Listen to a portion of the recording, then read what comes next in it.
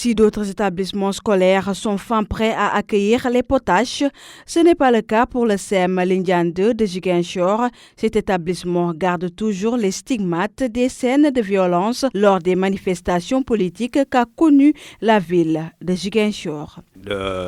Nous sommes à quelques jours de la rentrée scolaire et la situation du CEM Lindiane 2 n'est pas reluisante. L'année passée, nous avons été victimes des saccages avec le Gatsa. La situation politique. Cette année, c'est une tornade qui est venue emporter pratiquement la toiture d'un bâtiment de 8 classes. Mais le bâtiment, je ne dis pas que ça sointe, mais il pleut dans ce bâtiment-là.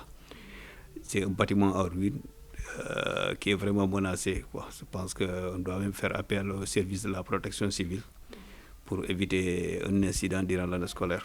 Voilà, comme vous l'avez constaté, notre établissement a été endommagé par le Gatsa. Tout a été brûlé, le bloc administratif est irrécupérable présentement. Et l'autre bâtiment aussi, comme vous l'avez constaté aussi, le vent aussi a emporté toute la toiture.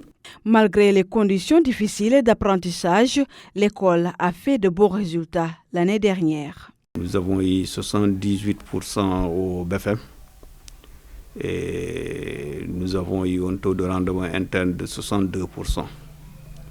Voilà, malgré les conditions, le personnel a accepté de travailler dans des conditions extrêmement difficiles. Je vous dis que jusqu'au mois de mars, on n'avait pas de toilette. Le personnel, quand il avait besoin de faire quelque chose, il fallait sortir de l'école.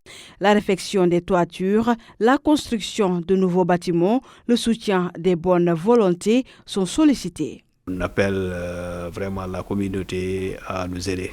Les dispositions que nous avons eu à prendre, c'est que nous avons cherché des carnets, nous avons mis en place un dispositif pour l'inscription. Les listes et les carnets sont prêts. On a commencé à inscrire depuis le 17 septembre. Et on compte sur les inscriptions-là pour pouvoir commencer les premiers travaux. Le rythme est très lent. Nous avons 5 à 10 inscriptions par jour. Réflexion, bon, si on peut en avoir pour démarrer. Mais la meilleure solution, c'est de reconstruire.